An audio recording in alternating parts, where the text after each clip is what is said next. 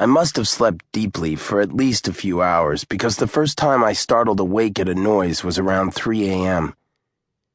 It had been a quiet noise, the kind you can't really identify once you're awake even though you know it's what woke you up. It might have been a thump or a creak. Had I shut the door when I went to sleep or left it ajar? It was open now. The bed jiggled as something jumped up onto it, and I bolted upright, simultaneously aggravating my injuries and startling the hell out of a cat. Right, cat. Mr. Dimas has a cat, I mumbled, staring at the creature hunched down near my feet. It was an orange tabby whose name I didn't remember, but I recalled him using the cat's habit of bringing in dead mice and birds as a parallel lesson for something or other in his class. I took a deep breath and looked out the window. No sign of sunlight anywhere.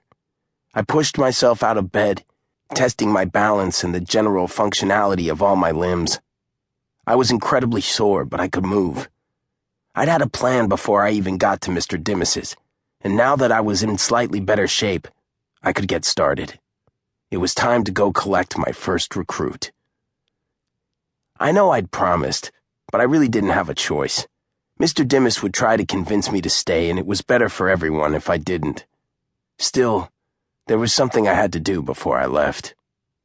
Since I was staying in a teacher's house, it wasn't hard to find paper and pencil. The cat followed me around as I put my socks and shoes back on, and he purred and nuzzled against my hand as I tried to gather my things. I couldn't help but smile.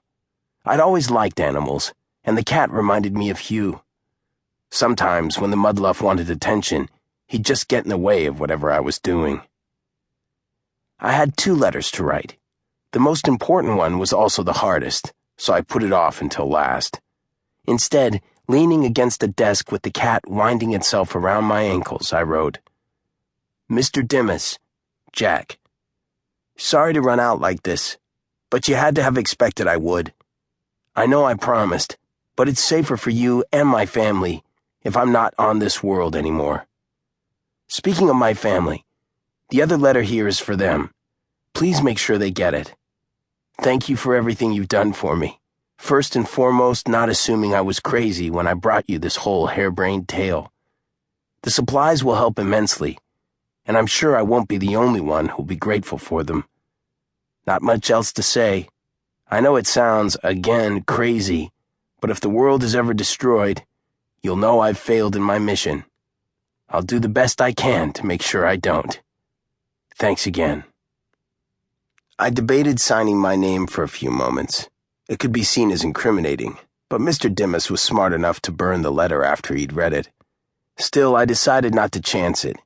He'd know who it was from.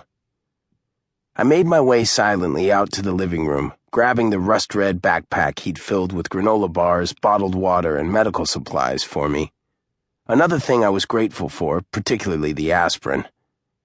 I stopped long enough to take 2 of those, then slipped soundlessly out through one of the windows so I wouldn't leave his front door unlocked. It seemed the least I could do. The cat sat on the windowsill, watching as I made my way alone down the dark street.